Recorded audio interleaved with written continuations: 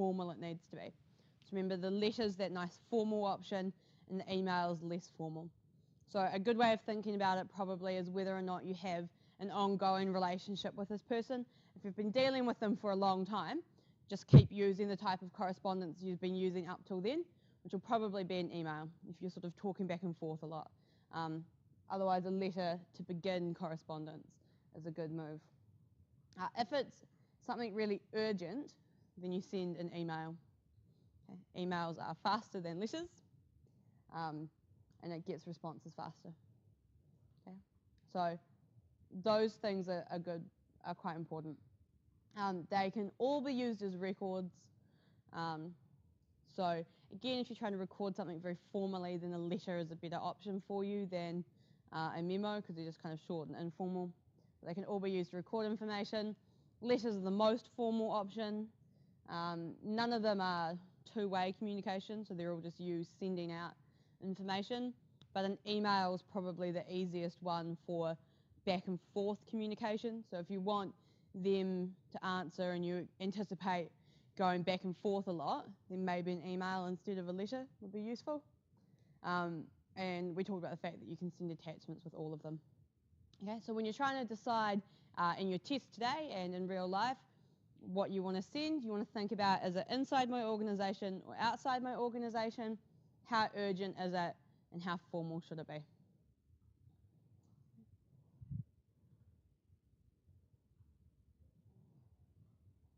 Okay, so memos are for inside the organisation and for non-urgent stuff. They're quite short, so they're short, sharp, and to the point, and they're just about like one particular topic. You're sort of sending out a reminder this is happening, or here's my idea about this. And they can do any of those functions that we talked about last time, but obviously in quite a short form. Here's the format for a memo. So in your test, you need to get these formats right. So the memo just has memorandum at the top, just says it's a memo, and then who it's to, who it's from, the date, and the subject, followed by the body of the memo.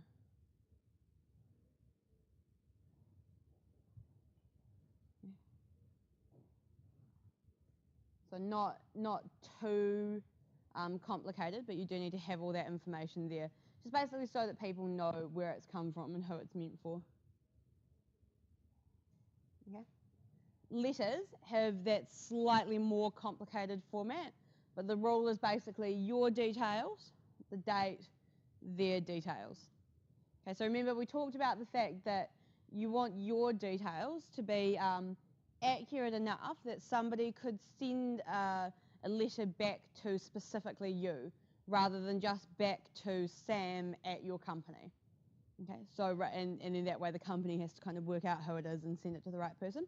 So you want to have enough detail on the me bit that they could use that to return correspondence directly to you, and then the date needs to have all the components of a day, a month, and a year, and then their details, and enough detail that the letter could get to them. So your details, date, their details. Okay. For today's test, you just need to make up some details about addresses and things like that. So the format needs to be correct, but we don't care what the address is that it's going to. Just fill in information as necessary. Okay. So remember as well, in terms of content, we talked about how to write content well. So part of the test is getting the format right and selecting the correct medium. A little bit of it is spelling and grammar, so be careful with that. But that's not, you're not going to pass or fail based on your spelling and your grammar. More important is your content and whether you use an appropriate sort of level of formality and whether you accomplish what you want to accomplish. So remember, if you're making an inquiry or a request, you want to be clear and specific. You want to make it obvious what you're requesting or asking for, and put in that goodwill clause so that you leave the reader feeling like they want to do something for you, or there's something clear for them to carry on and do. Remember, with a complaint We wanted to try and be a bit objective. So what happened? How did that not live up to my expectations? What would I like to happen in order to resolve this? So you want to avoid using really inflammatory language or emotive language, or making it really personal, or sort of attacking the person that maybe you're making the complaint about. So even if they've behaved in a really poor fashion and maybe deserve some of the names that you'd like to call them, making a complaint where you sort of let your emotions get the better of you, or can be seen to be attacking a person, will probably not help them want to resolve the problem. They'll just get snarky back at you. So being quite clear and objective if you're making a complaint. If you're clarifying a point of view, then you want to remember clearly present it, explain it, have a think about some of the things that people might say against it, and sort of anticipate some of those, but focus on what you're building up rather than, you don't want to say like one sentence about your point of view and then 20 sentences about the opposition's point of view and why that's silly, because you sort of want to build up your case and spend more time on that rather than on the opposition view. But you do want to mention it a bit. And again, closing with those steps or with something that the reader can go on and do, so that when they finish your correspondence, they then think, here's what I'm going to go do about this, rather than just sort of put it in the pile of things to think about later. This helps you get what you need. So emails, the format is just to and subject. The email will tell them who it's from in their inbox. Make the subject nice and clear, remember. So, so more content stuff. So if you're explaining policy and procedures, you just want to, with all of this stuff, think really carefully. Be really clear about what you want to do. Be clear about what you want other people to do. Use that goodwill clause. So again, setting the content, being really clear. Outlining the policy, explaining why it's a good one. It's making sure people are really on your side by the end. Resolving a problem. So again, outlining the problem as objectively as possible, and then doing that sort of people management stuff we talked about. So establishing a common ground. Here's some things that we can both agree on, or here's some things that we both want as an end goal, and then presenting solutions. And it's worth, remember, often presenting a range of solutions, obviously some of which will suit you better than others, but all of which are hopefully acceptable to you. And then that way they can indicate what's best for them as well. And sometimes maybe the best solution will be the solution that you both prefer. And in that case, everybody wins 100% and that's great. But often you'll each have to compromise a little bit. So you need to be willing to accept a solution that maybe isn't your ideal, if that's what's going to move your project forward or help your workplace most overall. Okay. So recommending a solution's a good way of indicating what your preference is. Okay. So then just overall writing.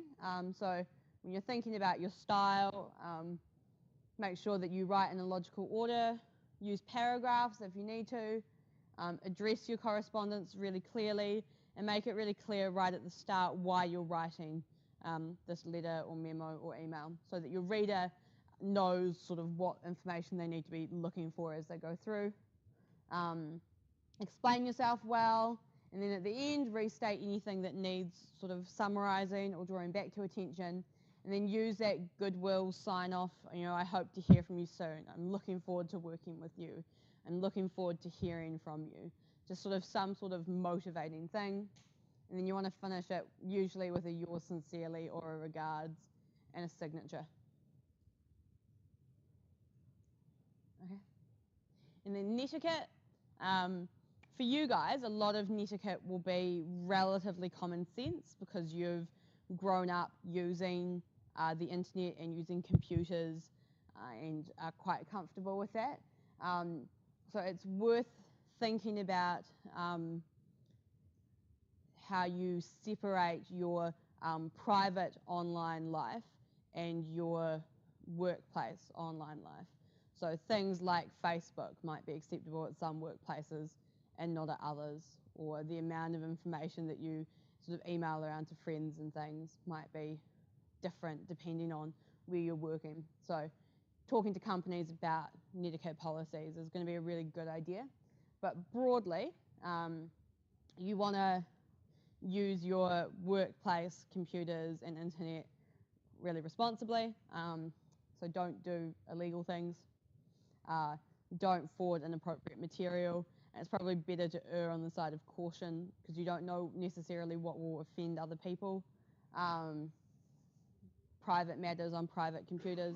So again, things like Facebook or other private matters, and respecting other people's privacy, just sort of common sense stuff.